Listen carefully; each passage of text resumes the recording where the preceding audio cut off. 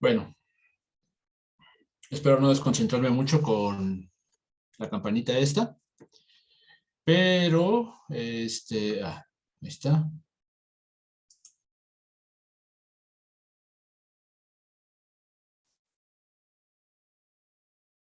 Ok. Entonces vamos a hablar, a ver, ¿cuál es la intención de estas sesiones? Pues ya platicamos ayer un poco, también esta es como, no quiero decir de chocolate, pero, pero ya lo dije, ¿verdad? Cuando uno dice no quiero decir que es de esto, es como decir con todo respeto. No quiere decir que es de chocolate, pero sí, no es tanto de chocolate, más como introductoria a un tema que, bueno, nada más es una invitación, y particularmente a los compañeros biólogos es una invitación a que conozcan un tema. De hecho, tengo muchos amigos biólogos que han terminado haciendo una maestría en computación, que han terminado hasta haciendo incluso la carrera de computación, la carrera de matemáticas. Eh, bueno, entonces, todo el punto es no ocupar a la computadora como pues nada más como una calculadora. O sea, sí hay mucho cálculo y tal vez el mismo concepto de cálculo sea más sofisticado que lo que usualmente implicamos, ¿no? Entonces, lo que queremos, lo que quiero como anticiparles un poquito con esta plática es pues, el fundamento teórico de qué es esto que llamamos computación y computadora. Eh, y también, pues como dice la diapositiva, ¿no? Empezar a ligarlo un poquito con lo que es la biología. Yo estoy seguro que muchos de ustedes van a encontrar un paralelismo que, que de hecho veo que hay puro biólogo ahorita, ¿no? Creo que casi todos son biólogos aquí. Y está muy bien, ¿no? Bueno, les platico entonces para que vayamos entrando en el tema. A ver, esta frase de Leibniz es particularmente, ahí se las dejo, ¿no? Para que la vean, Leibniz es pues, uno de los matemáticos más famosos. También es famoso también por, yo creo que con el paso del tiempo algunas cosas, muchas cosas subsistieron de ellos, Fermat si quieren, o Leibniz, o Euler, todos esos matemáticos muy antiguos, pues se hicieron famosos porque pues, le pegaron, o sea, encontraron resultados en los cuales nos basamos, ¿no? No sé si más o menos hábiles o prolíficos que matemáticos más actuales, pero pues los matemáticos más actuales lo que tienen que hacer es pues más abstracción, ¿no? Ya no son temas tan popularizables, creo que también pasa eso. Entonces aquí lo importante es que pues vean la profundidad de esta frase de Leibniz, por eso me parece estas presentaciones tienen más frases que otra cosa, ¿eh? Algunos ejemplos, pero tienen muchas frases y fenomenología computacional. Entonces, chequen, lo que decía Leibniz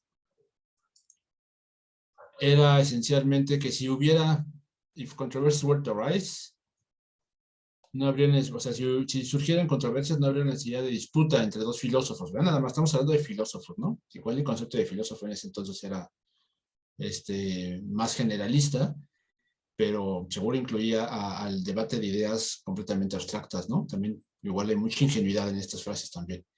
Entonces, las disputas entre dos filósofos, pues se podrían sacar con sus calculadoras, ¿no? O sea, no habría más disputa que la que habría entre calculadoras, ¿no? Ya, interesante, polémico si quieren, y a la vez, pues creo que refleja lo que queremos hacer con la computación.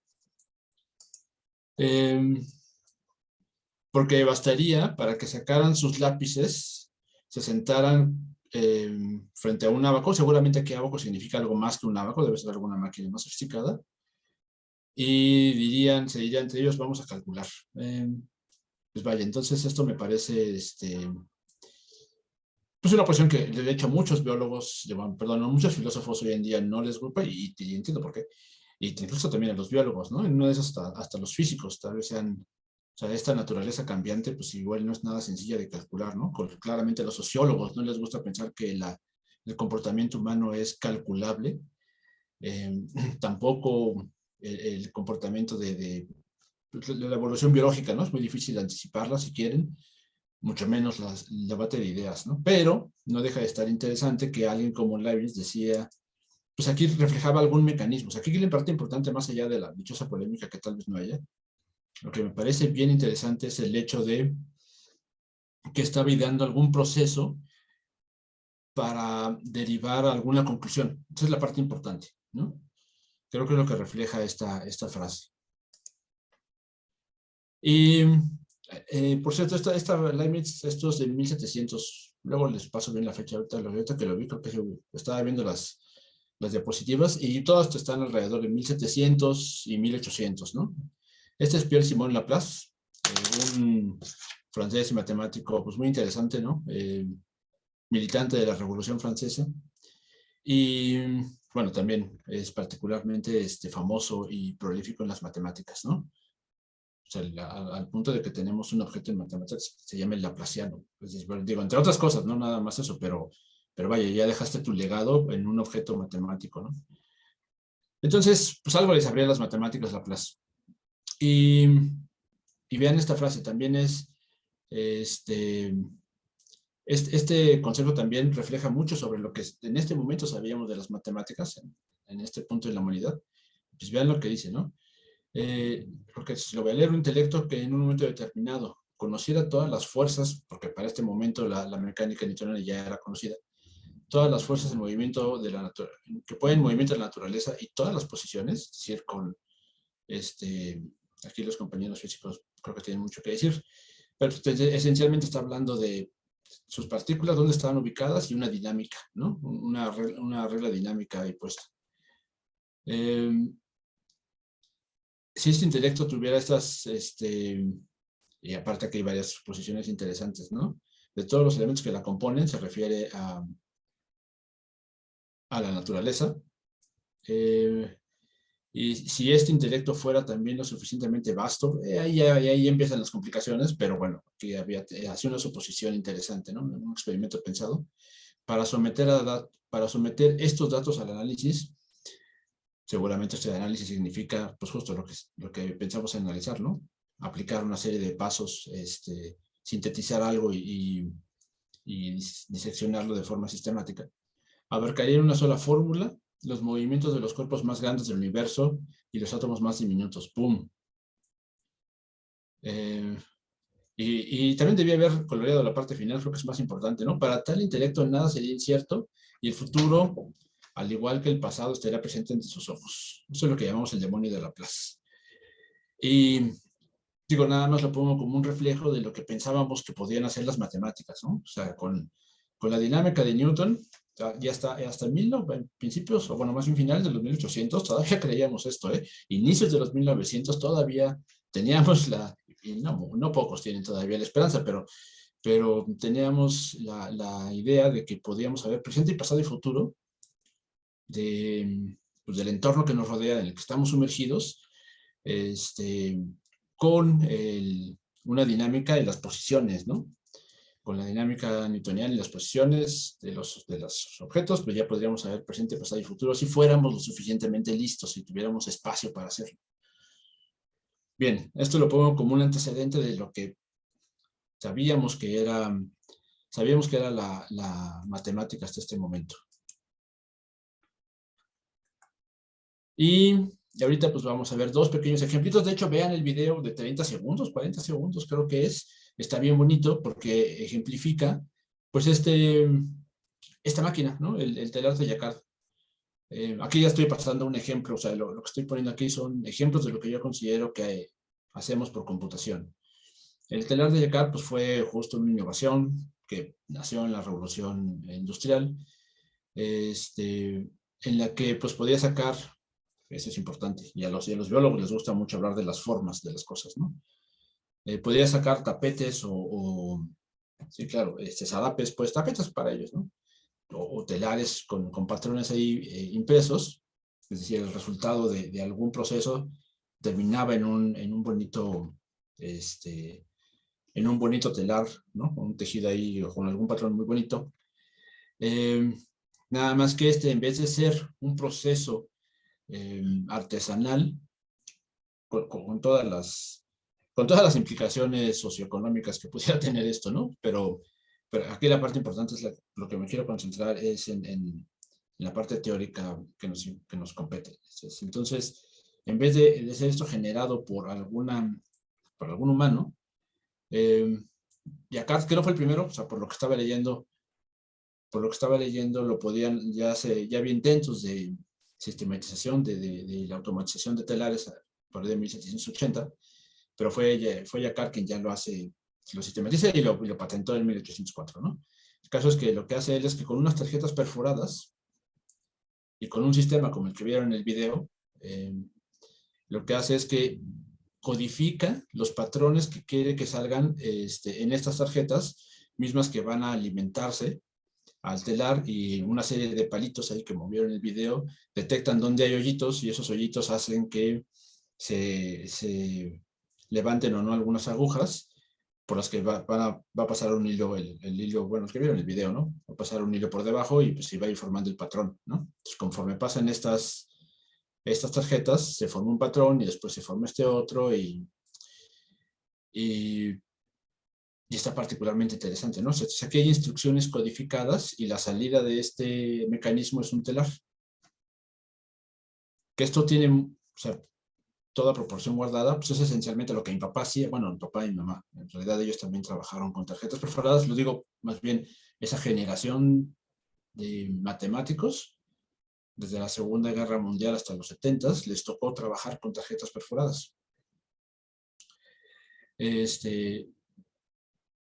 hecho, paréntesis abierto, pues a mí se me hace particularmente interesante, ¿no? Una misma generación pasó de programar, de tener que ir a llevar un programa con tarjetas perforadas, a tener celulares, ¿no? Digitales que hacían, o sea, el poder, el paso y la miniaturización que vieron ellos en su tiempo de vida, me parece a mí, o sea, asombroso, ¿no? O sea, es muy, muy revelador.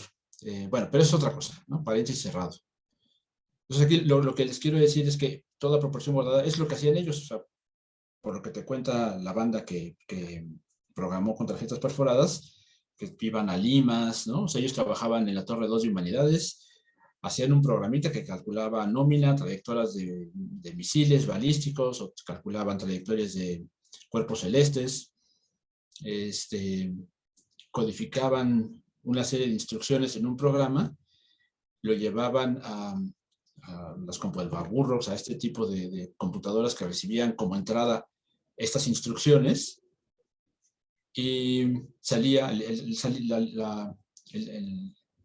resultado de esto era pues un papel impreso, ¿no? Había una impresora y el resultado era un papel impreso con, pues el ejemplo de las nóminas porque me parece que es el más fácil, ¿no? Como que tener el pago que se había que hacerle, o sea, calcular cuánto se le debía a cada persona por un mes de trabajo, pues era para la UNAM, ¿no? Con no sé cuántos tendría en 1970, no sé, 10,000 personas, 20,000. Es muy similar a este proceso, ¿no? También, pues aquí lo que sucedió es que claramente la cantidad de trabajo que podía hacer esto versus, no sé, la historia del capitalismo aquí puesta, ¿no? O bueno, esa parte de la historia que no suele ser tan noble, pero el contraste es impresionante. O sea, lo que puedes hacer con el telar es mucho más eficiente que lo que hace una sola persona, ¿no? ¿Y por qué? Pues porque esta repetición, o sea, una instrucción, o sea, no sé, esta parte del telar, hubiera puesto algún ejemplo ya de la tela, pero algún patrón repetido lo podíamos replicar con poquitas de estas instrucciones, ¿no? Tal vez, no sé, estas 5 instrucciones hacían un ciclo y además lo pasabas varias veces. Lo mismo pasaba, eso, de ahí el símil que estoy haciendo con la computadora como los conocemos, o sea, los fors y el almacenar, justo lo almacenas en alguna variable, en algún símbolo, le almacenas algún valor que vas a ocupar después, como el valor de pi, como el valor de el salario mínimo, si quieres, para juntar cuántas horas trabajaste y multiplicar la cantidad de horas por el salario mínimo. Eso lo podemos automatizar, no requiere creatividad, requiere solo repetición. Bien, eso es un ejemplo de lo que creo que es importante, como pues, el concepto de cómputo, pues aquí ya está plasmado, ¿no? Después también les voy a platicar en estos días sobre los autómatas celulares, también como un ejemplo de cómputo. Creo que es importante que lo vean. Sí, eso también voy a hacer para la siguiente clase, ¿no? Para que vean también como nada más una reflexión importante, creo que les va a gustar, sobre todo a los biólogos que les guste la morfogénesis, pues les va a gustar el tipo de patrones que emergen con un autómata celular. Bien, aquí hay otro ejemplo de cómputo. Otro ejemplo, este es bastante más reciente, es 1940 y algo, 48. es un computador análogo, ¿no? Para este momento ya existía la calculadora electrónica que llamábamos ENIAC, pues importante en el desarrollo de la computación y en poder ganar estos ejemplos del desarrollo de la tecnología a partir del belicismo y de la necesidad de confrontar a los demás con peleas, pues ahí la ENIAC es un ejemplo de esos, ¿no? Este ejemplo está mucho más interesante, uno, porque pues creo que los ejemplos que nos ocupan para lastimar a otros seres humanos son importantes, pero también porque es análogo, ¿no? Tenemos ya muy sesgado el hecho de que las computadoras son digitales, que requieren una entrada electrónica, bueno, que requieren alimentación electrónica y su funcionamiento es enteramente digital. Les voy a pasar un video de Verisatium que creo que me gustó muchísimo. Pues ya lo discutimos después, se los pongo después en el canal, pero sí, en el canal, en el grupo. Pero aquí lo importante es el hecho de que esta computadora lo que intentaba hacer, uno, es análoga, funcionaba con agua, y lo que quería reflejar era el estado de la economía para el Reino Unido. Estaba bien bonito, ¿no? O sea, el agua tenía color, no estaba teñido porque supongo que era más o menos difícil, o por lo menos era más sencillo medir hasta dónde llegaba el agua en los diferentes compartimentos cuando era de color rojo y no transparente. ¿Y cómo funcionaba esta computadora analógica? Bien, pues como ya les dije, el chiste era determinar, es un modelo, también incluso creo que todos los que les gusta la filosofía de la ciencia, pues ya tienen más o menos ubicado aquí el concepto de modelo, y a la par, pues puedo decir que es una computadora. Entonces ahí está bonito el paralelismo, ¿no? Como que podemos, y es lo que quiero que pensemos de la computadora, que sea un pequeño generador de modelos o un pequeño laboratorio digital, es lo que quisiera que fuéramos abstrayendo. Y pues en este caso, justo esta computadora pues es un modelo de la economía en el que el agua representaba precisamente el circulante, el dinero, ¿no? Tiene todo el sentido del mundo, ¿no? Es así como, ¿qué fluye? Pues fluyen los gases y también los economistas le dicen circulante el dinero, ¿no? Porque está fluyendo y eso es lo que te importa. Eso es lo que requiere del dinero, que esté fluyendo entre la gente y no que lo acaparen unos cuantos, ¿no? Ese es el tipo de cosas que siempre dicen. Si lo acaparamos los oligarcas y los ricos, entonces todo está bien, ¿no? Si nosotros tenemos dinero, no importa que los demás no. Sin sentido, ¿no? Eso es ridículo. Y aquí pues justo se puede ver. Aquí lo que quieres es que el dinero esté fluyendo en las diferentes componentes de una sociedad. ¿Cómo funcionaba esto? Pues el dinero fluía y por gravedad se decantaba o caía a las diferentes partes, estos componentes del Estado, y donde la primera parte donde caía era la Secretaría de Estado, la tesorería, pues, ¿no? Esta parte del gobierno que administra el dinero para todas las demás entidades. De ahí caía a diferentes partes, pues, como más cruciales. Supongo que aquí podríamos regular a qué altura podríamos poner o no las diferentes dependencias como el Departamento de Salud, de Educación, ¿no? Requieres, o sea, por sentido común, o sea, ahorita parece no ser tan común, pero pues, si lo piensan, creo que tampoco es tan difícil. O sea, requieres que esas entidades tengan dinero, ¿no?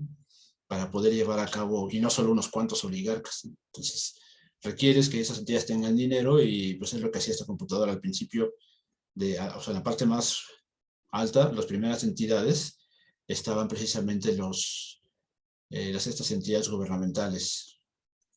Ay, por aquí lo vi. Income taxes. Ve, ahorita no lo veo. Investment, por aquí estaba educación y salud, todo ese tipo de componentes de un estado. Y hacia el final, pues todas las demás entidades que podrían estar en un país que no es un estado, pues, pero que pudieran haber un país que también son importantes dentro de la economía, como los ahorros. También aquí estaban modelados los ahorros, que son simplemente acaparar un poco o guardar un poco de agua para que después ese circulante fluya después, ¿no? Bien, entonces esto nada más es un pequeño reflejo, uno, de un modelo, pero que también, dos, es una computadora, y en este caso análoga. No funciona con electricidad, funciona con un fluido, y lo que tú quieres analizar es el estado, ¿no? El nivel que guardan cada uno de los compartimentos. Entonces ahí podías regular cuánto dinero, o cuánto circulante, cuánto flujo podía tener cada uno de estos compartimentos, que eran estos. Hasta donde entiendo, claramente esto nunca lo he podido visitar, pero son estos componentes, ¿no? Hacia abajo está pues todo ya la actividad comercial. Fíjense que aquí hay varias cosas, ¿no? O sea, hay, justo un modelo tiene una abstracción, es una reducción de la realidad, y bueno, aquí la reducción no es la de los libertarios, es más bien otro tipo de construcción en la que los que deben recibir dinero son las partes del Estado, son estas constituyentes del Estado que son importantes para las personas, y abajo está pues justo la actividad comercial de cada uno de ellos, ¿no? Bien o mal, pues este es un modelo, y en ese sentido, pues, no quiero juzgarlo, es simplemente lo que se les ocurrió que podía hacer. Y justo, el bombear el agua para arriba, pues era el trabajo de los impuestos. Había que volver a llevar agua a la tesorería para que todo vuelva a fluir, ¿no? No está malo, no me parece un mal modelo. Y lo más interesante, una vez más, es que no es electrónico. Y también esto es una computadora. Eso es lo que quiero que vean, ¿no? Y aquí hay diferentes estados en los que podemos encontrar agua, ¿no?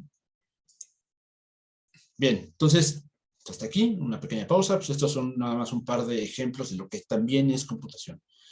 O sea, incluso tal vez a ustedes ya no les toque, o sea, ya no lo han escuchado mucho, pero el decir computadora digital no es redundante, ¿no? Esto es una forma de cómputo. Y en este sentido, estos dos ejemplos pues también reflejan los ejemplos del telar, donde aquí el resultado del cómputo es el telar. La entrada es un conjunto de tarjetas que determinan, ¿no? O sea, que son las reglas para que el telar opere y produzca un patrón en la tela. Ese es un ejemplo sí, aquí podrían justo ver que se podría computar algún programa, ¿no? Algún código podría quedar plasmado en el telar. Otro ejemplo de computadora es ¿no? Y ya ves, bueno, en este es más difícil ver que hay un modelo, porque realmente no se piensa que se esté modelando algo, ya se podría adaptar, pero no está pensado. Pero en este sí hay un concepto de modelo, de caricaturizar, de reducir una realidad para representar algo, pero también es una computadora, ¿no? O sea, tú al final evalúas el estado de cada una de estas cajitas para saber, o sea, dependiendo de las reglas, quieres ver en qué estado terminaron. Bien, entonces esto ya nos lleva a ese señor, ¿no? Nada más esos ejemplos son simplemente pues una pequeña pausa en los ejemplos, y quiero que o sea, los compañeros matemáticos ya ubican a este señor de Porrito, un tipo muy, muy listillo, también muy enojón, y también muy arrogante, ¿no? No es demasiado listo, yo no puedo decir que sea muy arrogante, no, pues lo voy a decir, pues, porque lo era. Y lo era, pues porque, o sea, digo que lo era, a pesar de lo listo que era, no puedo juzgar yo en forma alguna su trabajo, pero lo que sí puedo decir es que parte de la historia de esta es que él llegó a un congreso, el de 1900, Congreso Internacional de Matemáticas en París, y su ponencia fue, pues, exponer el estado de las matemáticas para el siguiente siglo. Es decir, así de bueno era Hilbert, ¿no? Y una de esas preguntas, bueno, si buscan en Wikipedia las 23 preguntas de Hilbert, pues van a ver de qué preguntas hablo. Efectivamente, no sé si tuvo razón o no, pero bueno, sí, el gremio matemático se dedicó buena parte del siglo XX a responder esas preguntas, ¿no? Y una de ellas, pues fue, no me acuerdo qué problema fue la decibilidad, no me acuerdo si fue el 5 o el 13, una de esas es, de esas preguntas, pero aquí lo que le interesaba a Hilbert, David Hilbert se llama, era saber si, pues justo, o sea, si se fijan, aquí está reflejado el mismo concepto de Laplace y de Leibniz hasta ahorita, ¿no? Tampoco creo que Hilbert haya sido un admirador de ellos, simplemente creo que pues lo que sabíamos de matemáticas no les daba para ver más. Y una de las preguntas de Hilbert es si, o sea, porque esta de pregunta, pues era una pregunta con sesgo, ¿no? Quería que se le respondieran sí. Entonces, él lo que imaginaba es que existía algún mecanismo, ¿no? O sea, muchos de estos matemáticos sienten que pueden hablar con Dios, muchos, y la verdad es que lo platican, y se siente la vibra de que y los lees y sientes la vibra de que están hablando el lenguaje de Dios, ¿no? Y aparte que excluye a los demás, que solo algunos cuantos tienen derecho a hablar ese idioma. Entonces, estos amigos suponían que había una suerte de mecanismo que todavía estaba por descubrirse, pero para el que tú le pudieras dar un, un teorema, una proposición matemática, y justo como decía Leibniz, lo metes a este mecanismo, el ábaco que él decía, o alguna máquina, y después de algunos pasos te dijera esta máquina sí o no. Está bueno, ¿no? O sea, quiere decir que el funcionamiento de las matemáticas podría estar codificado en una máquina. Bueno, aquí lo que se pregunta a él es si son decidibles.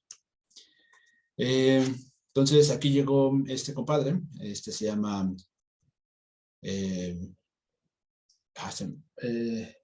Gödel, Kurt Gödel. Bueno, en realidad tiene una pronunciación ahí medio sofisticada, Kurt Gödel, algo así se pronuncia su nombre. El caso es que el buen amigo Gödel, que era pues, hasta donde puedo entender, una persona muy introvertida, pero muy, muy lista también, lo que usa es, codifica, ¿no? O sea, el procedimiento matemático, lo que llamamos lógica de predicados, o lógica de primer orden, y se pone justo a determinar si esta pregunta que hizo Hilbert era verdadera, ¿no? Entonces, vean, no quiero solamente, como ya les dije, no es la intención meterse muchísimo al concepto de la decibilidad de las matemáticas, pues porque para eso hay toda una carrera, pero lo podemos resumir en lo que están viendo en la pantalla. O sea, piensen en lo que están leyendo. Esta diapositiva es falsa. Entonces, si está diciendo la verdad, entonces es verdadera, ¿no? Y por lo tanto, es falsa. Entonces, ese es el tipo de problemas de la que tiene la autorreferencia. Y es parte de los resultados de Gödel, ¿no? O sea, a la conclusión que llega en el 31 es que un sistema axiomático, es decir, algún sistema de reglas derivadas de la materia o codificadas para la matemática, puede ser o completa o consistente, pero no puede ser ambas. Entonces, eso es particularmente fuerte, ¿no? Y aparte es mucho de lo que se cuelgan con ese tipo de resultados, eh, es de lo que se cuelgan los posmodernos, esta banda posmoderna que quiere relativizar todo. Okay, entonces eso es truculento. Yo no quiero decir que todo sea relativo, simplemente está poniendo una cota para el funcionamiento de los teoremas matemáticos, ¿no? De cómo se puede usar la matemática. Que un sistema sea completo, lo que está diciendo que es que si un sistema de reglas es completo, es decir, están todas las reglas, entonces algunas de ellas van a ser contradictorias. Y pues por consiguiente, si no es completo, entonces va a ser consistente, ¿no? Va a ser las derivaciones que puedas hacer de tu sistema de reglas no van a entrar en contradicción, nada más que no vas a poder saberlo todo porque no va a ser completo. Bien, entonces, Gödel es que le contesta al buen Hilbert pues que no, que está equivocado, que al menos decibilidad no es algo que va a obtener a partir de las matemáticas per se, ¿no? Y después, por ahí del 23, la verdad es que ahí había otra pregunta. O dicho de otra manera, por ahí del 23, Gödel volvió a plantear la pregunta, o 33, perdón, no tiene sentido que sea antes de esa fecha, el 31. El caso es que la vuelve a plantear, y ahora es Turing bueno, la persona que están viendo en la pantalla, es Turing muy, muy joven.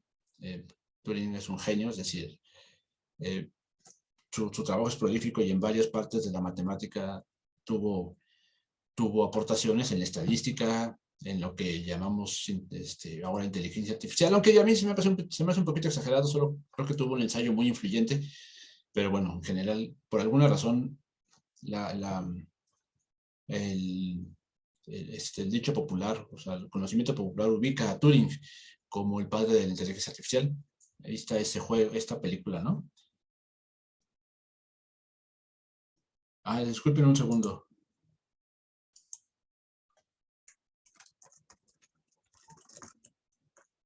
es que un compañero suyo,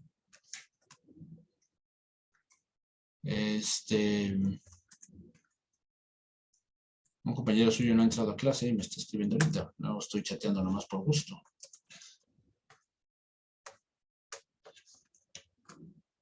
Perdón, estamos en la sesión. Ahí. Ok, disculpen esta... bueno, si no, pues ya luego que ve el video. Entonces le estaba diciendo que el buen Turing, Alan Matheson Turing, pues tuvo trabajos influyentes a todo lo largo de del campo de las matemáticas. Es particularmente famoso por esta máquina que podía descifrar, ¿no? En realidad a mí me parecería más importante su trabajo en la computación. Yo lo pongo más como el padre de la computación que como el padre que como el padre de la...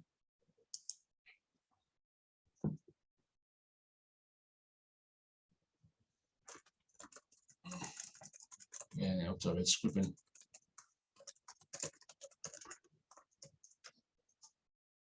¿Dónde puse el video? El video lo puse en la de genómica. Okay.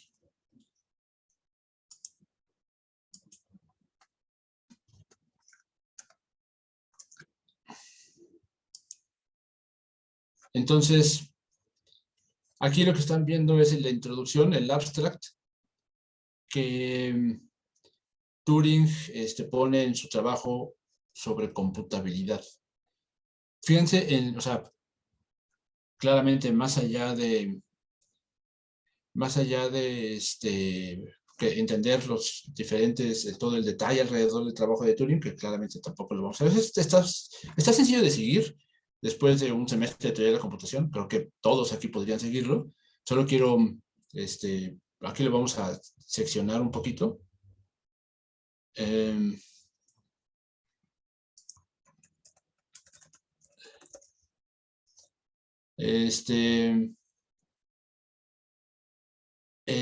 trabajo de Turing, aquí se fijan en el abstract,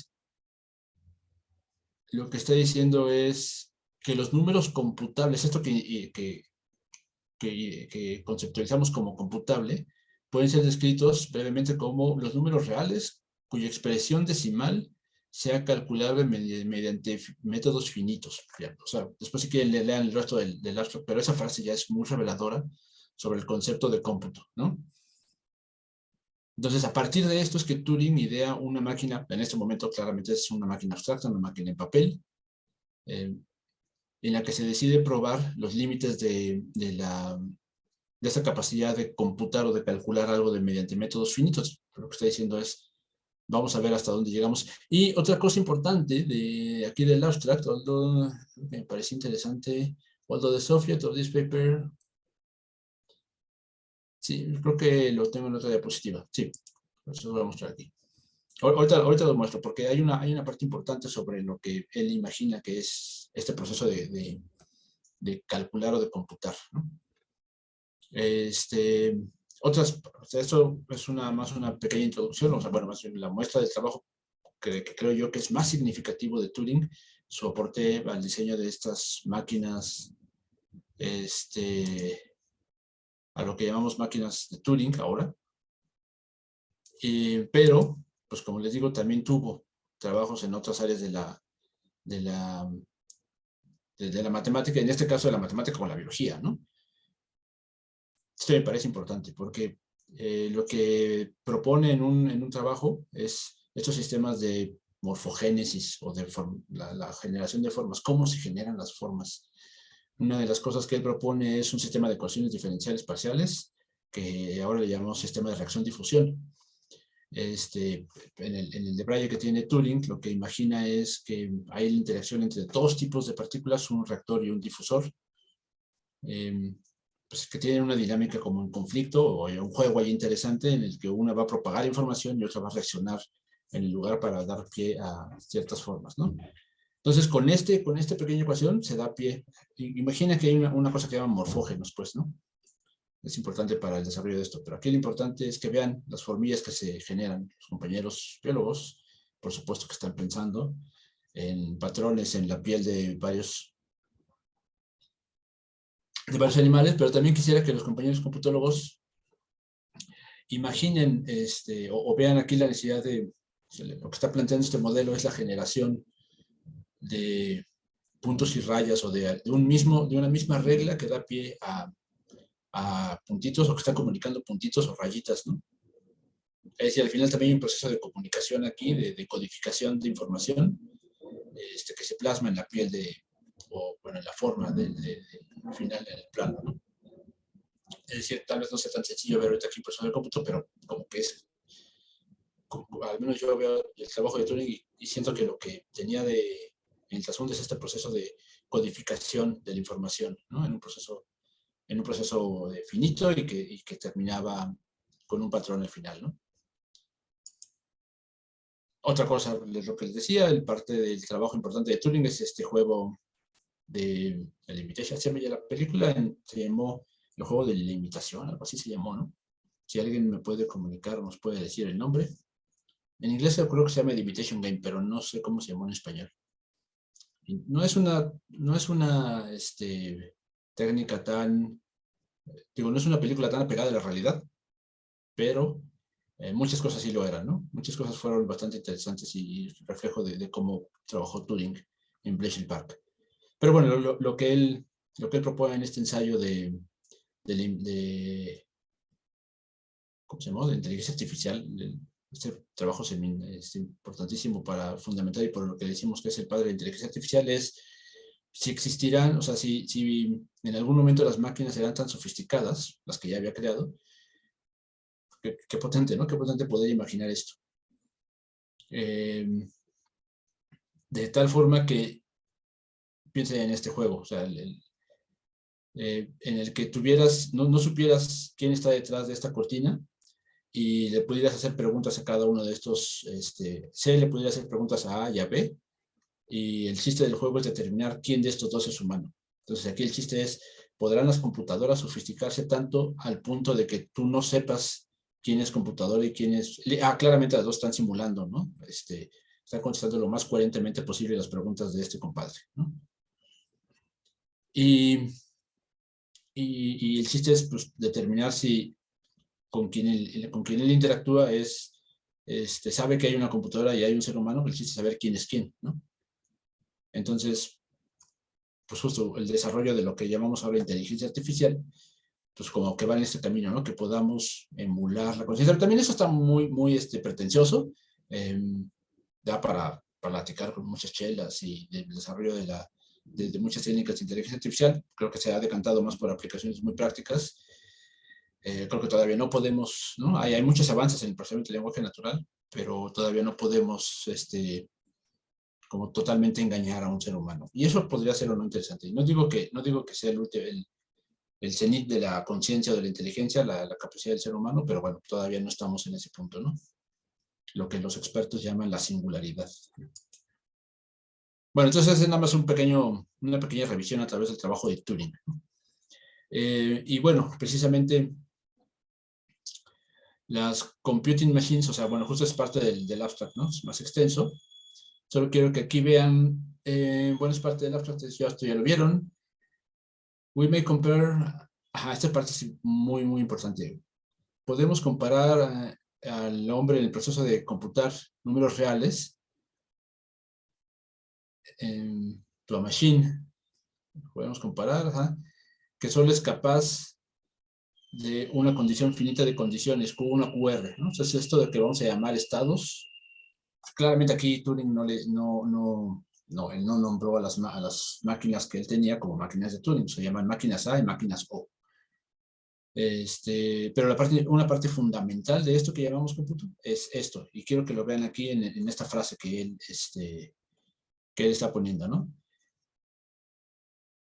A ver, we may compare a man in the process of computing a real number, computar un número real, comparar un número al cómputo de un número real, al de una máquina que solo es capaz de un número finito de condiciones, ¿no? Es decir, lo que estoy ideando, lo que está pensando es que solo vamos a poder representar un número finito de condiciones que serán llamadas M configurations. O sea, eso al final, bueno, puede ser que sea importante en la secuencia de ceros y unos con la que vamos a terminar, pero bueno, nada más tengan ahí el concepto de M-configurations. La máquina es administrada con una cinta de entrecomillado, pues es alguna entrada, el análogo al papel, ¿no? Entonces alimentamos esta máquina con una cinta que, que la atraviesa y está dividida en secciones, llamada cuadrado, que llama cuadros. O sea, el punto es que está dividida en secciones, de tal forma que lo importante aquí es que en cada cuadro solo cabe un símbolo, ¿no? Ah, bueno, eso es lo que dice después. En cualquier momento hay solo un cuadro que está siendo leído. Entonces, aquí lo que está diciendo es que está analizando el proceso de cómo leemos cosas, ¿no? Que está en la máquina. Solo podemos leer un símbolo que está en la máquina y esto le vamos a llamar el símbolo escaneado. Y the scan symbol is the only way. Entonces, algo importante que se saca de esta frase es que ese símbolo escaneado es de lo que está consciente la máquina. No sabe no sabe qué más viene, ¿no? Pero este concepto de leer esta cinta significa que vas a determinar, o sea, que vas a estar consciente de lo que estás leyendo en este momento, porque eso va, ya que estás consciente del 0 o el 1 o la B que estás leyendo, eso va a determinar en cuál de estas condiciones, estos estados Q, bueno, si estas condiciones Q, vas a pertenecer. Ahorita vamos a hacer un pequeño ejemplo. Justo también lo único que quiero que vean de este pequeño abstract, si bien ahorita tal vez no tienen el entrenamiento para ver, para analizar todo el trabajo de Turing, tampoco es imposible, ¿no? O sea, lo que quiero que vean es que hay aquí una disertación como de, a ver, ¿qué es lo que hace el ser humano cuando computa cosas? Pues lo que hace es que lee una serie de símbolos y eso hace que determine qué es lo que va a hacer después dependiendo de lo que leyó, ¿no? Siguiendo algún conjunto de reglas. Eso también va a ser importante. Bien, entonces nada más quería que leyeran esto como una pequeña introducción a lo que trabajó Turing. Y pues, regresando a nuestro buen amigo Hilbert, pues lo que le dijo Turing es que no había manera de que estas máquinas pudieran de forma mecanicista anticipar pues poder computar una frase codificada, ¿no? O sea, lo que llega a Turing es que las máquinas no pueden anticipar, particularmente no pueden saber cuándo uno de estos problemas codificados se va a detener de forma a priori o no. ¿Ok? Hay mucho más que decir, la verdad es que para eso nada más quiero como dar la introducción, les voy a dar algún video que explica esto, pues un video con imágenes de Computer Field, creo que es muy claro, ahí se los dejo en el canal, pero en resumen, la parte importante es que lo que dice Turing es que no hay forma de anticipar lo que es computable, al menos de todas las posibles programas que podemos codificar, no hay forma de saber cuál de ellas va a terminar bien o no, ¿no? Solo hay un pequeño conjunto de cosas que son computables en realidad, ¿no? Bien, entonces, ¿cómo vamos de tiempo? Okay. Vamos a hacer una pequeña pausa para que tome agua. Ok, entonces aquí está el ejemplo de lo que les decía de Turing. Esta es una cinta, esa es la cinta en la que tiene codificados los datos, y algo importante de la máquina de Turing es que como el lenguaje, como las instrucciones ya están codificadas dentro de la máquina, podemos, long story short, pero o sea, al menos de forma muy resumida, y eso es lo que me van a tener que creer, podemos codificar una máquina en el lenguaje, o sea, en el mismo lenguaje que va, en el mismo lenguaje de la máquina. Esto es importantísimo, pues porque básicamente estamos diciendo que una máquina puede ser codificada dentro de una cinta. Y esto nos lleva al problema de la autorreferencia, ¿no? Eso es básicamente el truco que ocupó Turing para decir que no habría forma de determinar cuándo un programa se va a detener, ¿no? Hace referencia a esta capacidad de las matemáticas de ser autorreferentes y a su imposibilidad de determinar el estado de verdad a partir de eso. Pero, o sea, eso es más que nada el trabajo filosófico. Pues me parece interesante que cómo este tipo de preguntas filosóficas pues dan pie al concepto de máquina de Turing, y más allá de que esta parte de la filosofía de la ciencia o de las matemáticas, el desarrollo de las matemáticas continuó por sí solo, de aquí derivamos un chorro de herramientas útiles, ¿no? Particularmente nosotros vamos a derivar herramientas para la informática, ¿no? Entonces, nada más es una pequeña intro para hablar de autómatas, para hablar de expresiones regulares. Pues vean, nada más quiero que vean cómo el proceso partió de la idealización de lo que podíamos hacer con las mates a una serie de traducción de estos problemas hasta llegar a lo que ahora les voy a presentar como un autómata, ¿no? Bien, entonces este es el dichoso símbolo. Aquí están codificados nuestros datos. Esta cosa gris es la máquina. Y... Ay, perdón. Esa cosa gris es la máquina y esta es la cabeza de la máquina, ¿no? Entonces se está leyendo, del único que es consciente la máquina es del cero leído, y eso va a determinar el estado interno en el que puede estar la máquina en sí, ¿no? O sea, la cabeza va a decir, te estás en un cero. Ahora, entonces, dado que estoy en un cero y estaba en el estado Q1, pues ahora, por las reglas que tengo definido, debo cambiarme al estado Q3 y voy a escribir un símbolo 1, ¿ok? No se preocupen mucho más, o sea, nada más quiero que vean que a grandes rasgos así funciona la dichosa máquina de Turing. Nosotros definimos estos estados internos y la forma en la que transitamos entre ellos, dependiendo de lo que leemos. Y también, dependiendo de eso, escribimos en la máquina ceros o unos. Este es otro diagrama, nos vamos a acostumbrar más a este tipo de diagramas. Bueno, más bien voy a hacer una pausa, no sé si hasta ahorita hay alguna duda.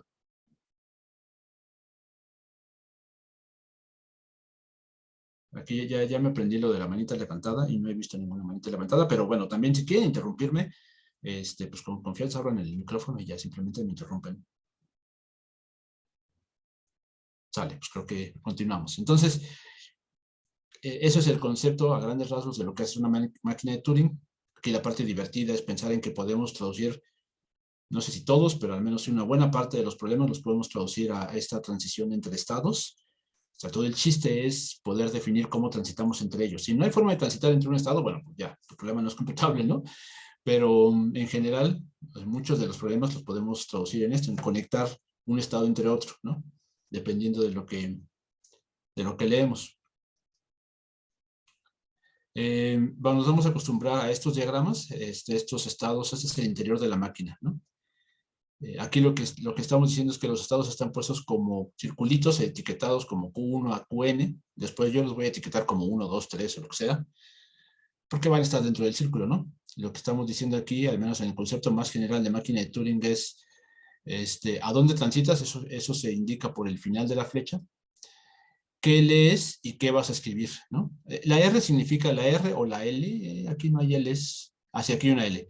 La R o la L significa que la cabeza se mueve, o bueno, más bien la banda, pero esencialmente eso es un movimiento de la cabeza hacia la izquierda o la derecha. Entonces aquí yo recibo me voy a cambiar del estado Q0 al estado Q1 porque leí una B. Voy a escribir una B después de haberme movido a la derecha, ¿ok? X significa no escribir nada, por cierto. X o Y, alguna de estas significa no escribir nada. Es decir, la cabeza puede no escribir nada, ¿no? Y otro tipo de estados importantes son estos que tienen doble línea. Aquí lo que está diciendo es que cuando llegues aquí, eso lo vamos a llamar estados finales, y significa que si tu cinta ya se acabó, si tus datos ya se acabaron y terminaste en un estado de estos, entonces tu problema ya se acabó y aceptas. Vamos a ver qué significa esto de aceptar, pero bueno, a grandes rasgos es simplemente un esquema, ¿no? Fíjense que las flechas le vamos a llamar transiciones, a los circulitos le vamos a llamar estados, y dentro de estos hay dos estados singulares, bueno, conjuntos de estados, ¿no? Pero particularmente uno que se llama estado inicial, es decir, de donde tú empiezas, y va a haber algún conjunto de estados finales. En este caso nada más hay uno, ¿no? Simplemente es sintaxis o notación gráfica. Muchos de estos estados se van a ver así. Ok. Hay un pequeño ejemplo muy simplificado de lo que podemos hacer con una máquina de Turing. Lo podemos hacer con una, o sea, lo podría detallar mucho más, pues, nada más quería que lo vieran más simplificados. Esto lo podemos traducir a este ejemplo como mucho más sofisticado, o la otra notación que te requiere una tabla. No vamos a ver la notación de estas tablas de transición porque lo hacen más árido, hacen el tema mucho más árido, y no es mi intención. Entonces aquí lo que queremos hacer es sumar dos enteros, y fíjense cómo funciona este concepto de los estados y las transiciones. Ustedes pueden tener otra implementación o otra idea de cómo sumar dos números, pero esta es la idea que se me ocurrió a mí, ¿no? Lo que voy a hacer es pegar, o sea, mi cinta va a recibir al número N0 y al N1, perdón, pegado al N2. Lo que yo quiero hacer es sumarlos. Entonces, la forma de sumar es bastante sencilla porque la hemos hecho en su forma más básica desde la primaria. Entonces, tengo dos números y todo este se lo voy a poner a este, ¿no? Entonces, eso es esencialmente lo que vamos a hacer. Lo que voy a hacer primero es preguntar si N, este estado me está preguntando, a ver, ¿es N2 un 0? Si N2 es 0, pues regresa ya N1, ¿no? Ahí está la suma. Pero si no fuera 0, lo que quiero que hagas, esto podrían ser más estados, ¿eh? Aquí lo sinteticé para la diapositiva, pero podrían ser mucho más detallado. Es a la representación de N2, réstale un 1, o sea, quítale un 1 de la derecha y agrégaselo a N1. ¿Es N2 0? Todavía no. Y así lo que hacemos es pasar de este estado a este, hasta que N2 es 0, y ahora sí reportamos a N1. ¿Ok? O sea, a grandes rasgos esto es, aquí puse todo en esta sintaxis que llamamos diagramas de flujo. No lo vimos tanto dentro de, al menos yo no lo vi, y creo que no se enseña. Creo que la representación gráfica de un algoritmo es muy, muy útil. Te deja ver si eres suficientemente ordenado o puntilloso. Creo que se pueden detectar errores a partir de la representación gráfica. Creo que al menos yo soy más gráfico que simbólico, ¿no? Entonces, las visualizaciones de este tipo me permiten ver mejor las cosas. Y es lo que les voy a sugerir a ustedes que hagan, que antes de programar, sobre todo los compañeros que no tengan tanta experiencia programando, pues pongan esto en pasos gráficos, ¿no? Que justo este tipo de preguntas, por ejemplo, los ifs, ¿no? Si la respuesta es sí, pasa a un lado, si la respuesta es no, pasa a otro, pero se complica, la cuestión se complica si una misma flecha representa dos cosas, ¿no? No es que no se pueda, pero lo mejor es traducirlo todo a una respuesta determinista. Ahí hay autómatas no deterministas, pero al principio creo que es más sencillo trabajar con una representación determinista para después generalizarlo, y bueno, conforme se vayan haciendo hábiles, igual ya no es necesario el dichoso diagrama. Bien, pues creo que todavía queda mucho material, pero no quiero abrumarlos. A ver, déjenme ver qué... Ah, sí. Bien, esto es el tipo de diagramas que vamos a ver de aquí en adelante. O sea, la máquina de Turing es un ejemplo. Yo creo que el ejemplo más sofisticado de modelo de cómputo que, bueno, no creo, es el ejemplo dentro de la jerarquía o jerarquía de autómatas que vamos a estar viendo. Es el más sofisticado, el que puede hacer más cosas, y cuando digo hacer más cosas me refiero a mapear más funciones matemáticas, pero no tiene por qué ser así, ¿no? No tenemos por qué rompernos la cabeza con estas configuraciones que reciben un símbolo, un estado, pasan a otro y escriben en la cinta. Eso termina siendo difícil de hacer cuando no tenemos mucha práctica. Hay otro tipo de autómatas más simplificados, pues, en esta jerarquización, que pueden hacer menos cosas, ¿no? Pero son más sencillos y nos permiten entender cómo funcionan. Y de hecho, los dichosos expresiones regulares están basados en estos autómatas finitos. A ver, por ejemplo, vamos a hablar después con más detalle de qué significa aceptar una cadena y generar una cadena, ¿no? Ahí hay una dialéctica interesante entre lenguajes y autómatas, que la vamos a ver con más detalle en la próxima sesión, pero por lo pronto pues quiero que vean los ejemplos de lo que vamos a estar haciendo, ¿no? O sea, aquí, este autómata, por ejemplo, detecta una cantidad par de unos. Está buenísimo, creo que es muy fácil de entender. Las flechas que vienen de la nada son el estado inicial. Entonces, está diciendo aquí, y si se fijan, es un estado final también, porque tiene doble circulito. Eso es lo que dice la sintaxis. Entonces, si tu cadena, o sea, si tu lista de ceros y de unos no tiene ni uno solo, tiene 0 unos, pues esa es una cantidad par. 2 por n es igual a 0 cuando n es igual a 0, pues es par, ¿no? Entonces, si tú recibes la cadena que no mide nada, pues ya esa cadena es par. Está bien. Yo sé que suena bobo y suena obvio, pero tenemos que contemplar ese caso, ¿no? Pero ahora, fíjense en esto, si tu cadena tiene una cantidad impar de unos, a ver, entonces yo voy a leer un 1 y ya se acabó mi cadena. Entonces, quedé en el estado Q1. A ver, o sea, aquí le podemos preguntar al autómata, pues ya, ¿qué respondes? Ah, pues si ya se acabó, el autómata diría, pues si ya se acabó tu cantidad de unos, pues entonces te respondo que no, porque ya se acabó el input y yo no acabé en un estado final, entonces, pues, tejones porque no hay ardillas, ¿no? No puedo responderte que tu cadena sea par, pues porque yo terminé en un estado no final. Eso se sucede para 1, 2, para 3, 4, 5, ¿no? Si se fijan, pues todas las cantidades pares acaban en 1. Y por consiguiente, pues vean las cantidades pares. O sea, si yo recibo 1 y 2 unos, le digo al autómata, pues ya, se acabó tu input. ¿Qué me respondes? Ah, pues muy bien, yo acabé en un estado final, que es el Q0. Entonces, pues sí, tu cadena la acepto como una cadena par porque acabé aquí, ¿no? Y pues lo mismo pasa para 4, 6, 8, ¿no?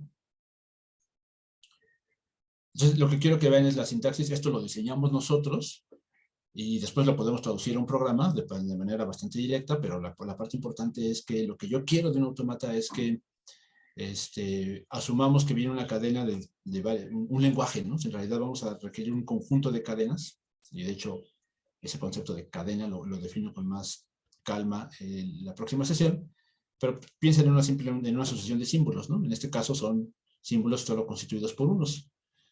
Y yo diseño esas transiciones, o sea, voy a decir, esta es una función, lo que estoy diciendo es, cuando yo recibo un 1, pásate al estado Q1, cuando recibas otro 1, pásate al estado Q0. Órale, y voy a poner un estado final donde quiero que se cumpla, pues aquí en este caso quiero que se cumpla después de haber leído una cantidad par de unos, entonces cada 2 debería estar yo en un estado final. Y este problema nada más me pide 1. Pues uno tengo que ser para reconocer las cadenas que terminan con el patrón 0,1. Bueno, esto ya más bien lo trabajo, vamos a trabajarlo con más detalle y cuidado, pero bueno, nada más quiero que vean cómo podría ser el diagrama de este tipo de problema. Ya, voy a concluir con esta diapositiva, bueno, con la que sigue también, pero creo que es al final importante. Esto lo tomé de un libro de probabilidad y está particularmente, así, cuando la vi me pareció fundamental ponerla como un ejemplo de lo que refleja el concepto de cómputo. Al personaje que están viendo aquí es John von Neumann, personalmente también brillante como pocas. Le entró a todo, ¿no? Teoría de juegos, física, computación, bueno, en fin, prolífico, el von Neumann. Y arrogante también como él solo, ¿no? Supongo que te puedes dar el lujo. Pero aquí la parte interesante de lo que... Esto lo reporta, ¿no? Esto lo reporta directamente, no me acuerdo quién había dicho. Es decir, no es algo que escuchara el autor, sino creo que se lo contaron, ¿no? Pero tiene todo el punto, tiene toda la pinta de ser algo que me dijera von Neumann. Y aquí pues había lo que la pregunta refleja es temor que tenemos los seres humanos a no ser especiales, la verdad. Models have practically used quite different makers and they will may never make a machine to replace a human mind. Bueno, a beautiful answer. Ajá, o sea, aquí entonces la pregunta o como le increpó a von Neumann, el reportero, es pues esta necesidad de saberse especiales, ¿no? O sea, la que es especial es la mente humana, que un poco es lo que intenté reflejar con las preguntas o el dominio de Laplace o el de Leibniz o las preguntas de Hilbert, ¿no? Somos especiales respecto de cualquier otra inteligencia. Entonces, entonces sí está particularmente elegante la respuesta, o hermosa la respuesta que da von Neumann, porque lo que le responde es, insistes en decirme que hay algo que una máquina no puede hacer. Entonces, y esto es crucial, también quiero que se quede como una frase en la que reflexionen ustedes. Si me dices qué es precisamente qué es lo que una máquina no puede hacer, entonces yo te puedo mostrar una máquina que lo haga, ¿no? Y aquí la trampa está en que tú puedas definir precisamente lo que una máquina no puede hacer. Pues ahí, en ese proceso de descripción de lo que una máquina no puede hacer, pues tú puedes emular con medios, a través de medios físicos o materiales, esos pasos, ¿no? Porque ya estás definiendo precisamente, eso de precisamente es el truco, ¿no? O sea, la sutileza en el lenguaje que te permite decir que sí podrías hacer una máquina que haga eso. Bien, eso es importante respecto a la computación. Y nada más quiero, o sea, como para cerrar el concepto de esta capacidad predictiva, pues quiero cerrar con este par de modelos por ahí de 1950. Eh, bueno, tal vez todos o muchos ubiquen esta figura geométrica, ¿no? Este atractor, se llama un atractor extraño, ¿no? Y se obtiene a partir de las variables de estado, ¿no? De x, y, z, de este sistema de ecuaciones, ¿no? Diferenciales, claramente. Lo encontró, estoy ahorita confundido con los nombres, Hilbert, atractor de Lorentz. Lorentz era un ingeniero que no pudo ser matemático, pero claramente era matemático. Este trabajo lo encontró Lorentz y lo encontró a partir básicamente de una repetición de experimentos, ¿no? Estaba trabajando con el clima, estaba trabajando con un sistema trunco de la ecuación Navier-Stokes con algunos parámetros ya definidos pues, para modelar el clima. En este momento ya había computadoras, macrocomputadoras que había en las universidades, y lo que hace Lorentz es que quiere volver a evaluar el resultado de su simulación, y lo que hace es que trunca los decimales, para, digo, como no sé si le dio flojera o qué diablos, pero trunca unos decimales y vuelve a repetir su proceso a partir de cierto estado. Y lo que observa es que después de no poco tiempo, su resultado diverge completamente, ¿no? Es completamente distinto, que estas tres series, X, Y, Z, son completamente distintas del estado anterior. Y entonces, pues reporta eso, reporta que hay, que este sistema tiene una sensibilidad a las condiciones iniciales particularmente frágil, ¿no? O sea, particularmente sensible, pues es este sistema. Esto es lo que él le da el nombre de atractor extraño, pues porque una y otra vez se repite, pero o sea, se repite la figura, aunque no exactamente la posición, ¿no? Cada una de ellas es distinta entre sí, la serie X, Y y Z son distintas entre sí, a pesar de que simplemente empiezan con una aparición muy, muy pequeñita. Y no importa qué tan pequeñita, no importa qué tan pequeñita sea, siempre terminan divergiendo horriblemente. Las respuestas que les dieron en ese momento fue pues porque claramente, o sea, aquí ya es cuando empezamos a chocar con la capacidad predictiva. Por eso se los muestro. Claramente aquí lo que le respondieron pues es obvio, ¿no? Porque lo estás haciendo en una computadora, pero no tendría por qué ser así. Después se mostró que efectivamente esos sistemas divergen, ¿no? No importándole que son completamente sensibles a condiciones iniciales y que pueden diverger. Y después de una cantidad finita de pasos. Y este es otro ejemplo. Si Robert, este es el mapeo logístico. Este mapeo logístico lo estaba trabajando si Robert, no voy a quedar con la duda en este momento, así que se los voy a responder.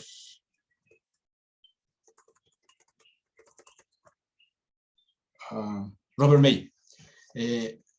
Robert May estaba trabajando con física, ¿no? Con este sistema de ecuaciones poblacionales en ecología, y con lo que se encuentra es que esta ecuación, por chiquita y sencilla que parezca, pues también termina siendo impredecible después de un momento, ¿no? Para ciertos valores del parámetro R. Pues aquí tú vas variando R y resulta que tu población va reflejándote pues, una oscilación, o sea, primero aquí es muy estable, después hay una transición y te va reportando dos valores, o sea, esta ecuación reporta dos posibles estados de la población, podrías encontrar tu población con dos estados posibles, después son 4 y después son 8 y después es un desastre, ¿no? Después es completamente impredecible, y también esta ecuación es particularmente sensible a condiciones iniciales. Eso lo podemos definir cuando, si quieren, cuando veamos autómatas o cuando les dé la clase de autómatas, me concentro un poquito en eso. Hasta algo muy interesante de esta ecuación o de este diagrama es que si ustedes hacen zoom a estas zonas, por aquí y por aquí, van a encontrar una figura muy similar a la imagen inicial, que es lo que llamamos fractales. Entonces, bueno, eso está más un paréntesis que ya con el que quiero terminar. Lo único que quiero decir es que aquí fue cuando empezamos a topar la capacidad, los límites de la predictibilidad, ¿no?, que teníamos con las matemáticas como las conocemos, ¿no? Incluso ya se podía prever cuando les hablé del resultado de Gödel. Bueno, pues ya, con eso termino por hoy. Y pues nos vemos, mañana van a ver a Rafa seguramente, ahí les avisamos, o a Naye. Bueno, a Naye seguro, pero yo los veo hasta el lunes. Órale. Entonces, por lo pronto, pues nos vemos. Gracias. Vale, muchas gracias. Chao, chao. Yes. Chao. Vamos a dejar de grabar. Chat stream. Ok. Profesor, Sí, dime. llegó